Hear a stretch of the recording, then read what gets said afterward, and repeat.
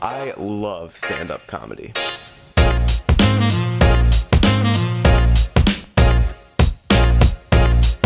But I didn't always love it. It was around the house quite a bit when I was growing up, and I just didn't get it when I was younger. You know, I saw it like one person talking into a microphone.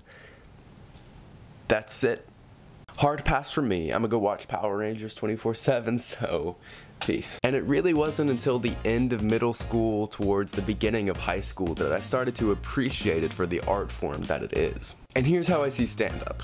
As a filmmaker, I love stories. I love consuming them, creating them, and admiring them. See, stories define humanity. They can be tracked from the ancient myths and legends up to the first writings in 2700 BC-ish, to the modern day culture of books, movies, and TV. And in the age of social media, stories have never been more integral or prominent. For better or worse, each person is a performer and an audience member simultaneously as you create your story to present to others and eagerly consume theirs. What I love about stand-up is that it distills stories into their simplest form. Basically one person talking to another. And I know that most stand-up comedians don't perform to a single person because that would be, well, that would be super awkward, but that's the style of communication that most of them strive for. There's a beauty in that simplicity, but also a potential to break away from the norm and create something that's wholly your own.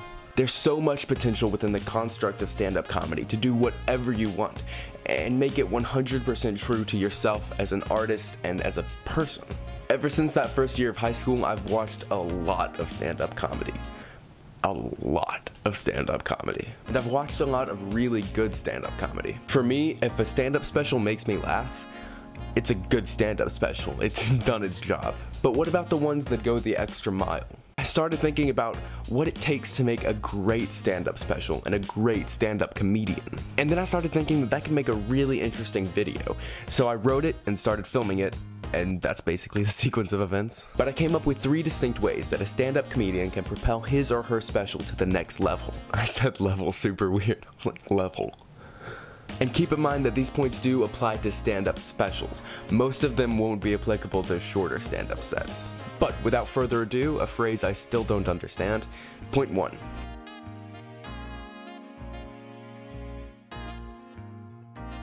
Be unique, be creative, be weird, be you. These specials would never get caught thinking inside the box. They're too busy thinking outside of the box that they already thought outside of. They created a whole nother box and they're thinking outside of that one. That analogy is, oh man. When I think of uniqueness and creativity in stand-up comedy, no name comes to mind faster than Bo Burnham. Bo Burnham's shows are unlike anything you've ever seen. His shows are planned out to the word. To the gesture.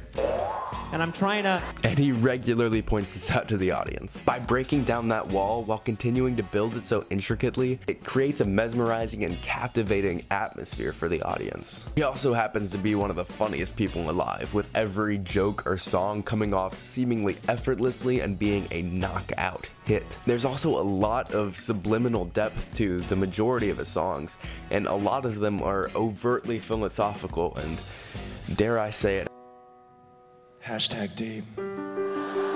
Other insane, amazing, and unique comedians include Mitch Hedberg, Stephen Wright, and Wanda Sykes. Alright, so number 1 was to break the status quo, which might make 2 seem weird, but here we go. I rhymed. That's genuinely exciting. I didn't mean to do that.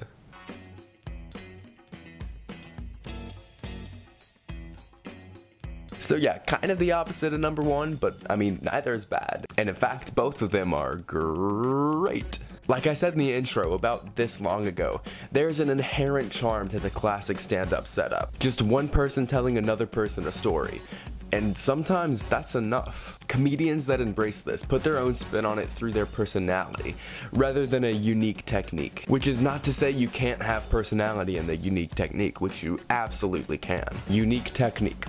That's fun to say. Now you might be thinking, what exactly does it mean to perfect the classic technique? Well, I mean, humor is subjective, and this is pretty subjective, more so than just being technique. I mean, I could think that a comedian really nails the classic technique, and you could think that they don't, and you could call me names and hurt my feelings, but please don't. But for me, perfecting the classic technique means maintaining the relatively simple setup for stand-up while pouring so much of your own style and personality into it and making me consistently laugh out loud. Some perfect examples of perfecting the old school method are Jerry Seinfeld, Dave Chappelle, Sarah Silverman, Mike Birbiglia, Maria Bamford, Bill Burr, and one of my favorite comedians, along with Bo Burnham, Mr. John Mulaney. And I just want you all to know that if you're ever on the highway behind me, I hear you honking, and I also don't want me to be doing what I'm doing.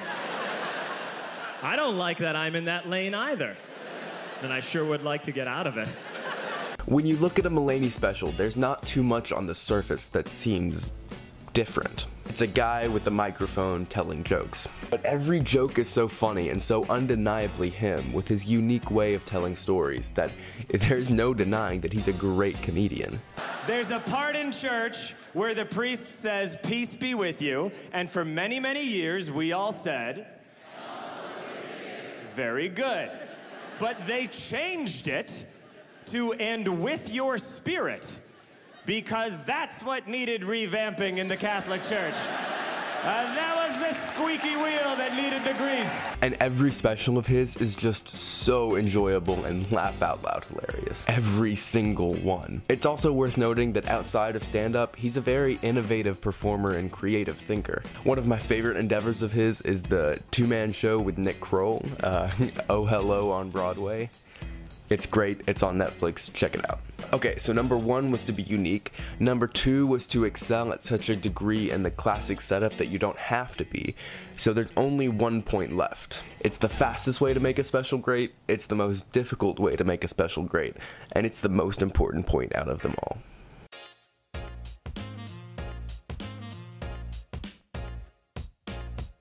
Like I said earlier in the video, my baseline criteria for stand-up specials is that they make me laugh. If you can make me feel that joy, you've passed the test. But if you can move me in other directions, other emotions as well, you are next level. Some comedians that excel at this are Bo Burnham, who I realize has been brought up a lot in this video, but I mean, you can't blame me, the guy is a genius. Neil Brennan made a special called 3 Mics, which in addition to his standard comedy deals with raw issues in his life in a very real way. For example, his clinical depression and fractured relationship with his father. I've seen Patton Oswalt's Annihilation twice now and have yet to get through it without crying. Just go watch it, I won't say anything about it here, but if you've seen it, you know.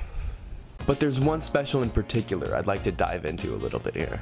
Homecoming King by Hassan Minaj was released by Netflix last year and quickly became one of my favorite specials of the last few years. Minaj tracks his journey from being brought up in an immigrant family, to the racism and hatred his family endured because of it, to his high school experience, to pursuing stand-up comedy, and ultimately how he ended up being hired as a correspondent at The Daily Show. That sounds like a lot, right? And that's not even the half of it, man. He weaves in and out of each topic, connecting them brilliantly and leaping from tone to tone without falter. One moment he'll have you in tears because of the terrible things his family had to endure, and then the next moment he'll have you rolling because of a Pizza Hut commercial, and it never for a second feels forced. I would implore you to give it a watch. It's one of the most full experiences I've had watching a stand-up special. As you continue your journey through stand-up. Or if you're just getting into it, keep these 3 points in mind. Does the special try something unique? Does it stick to the classic way of doing things, but does it so insanely well that you can't complain? Does it move you?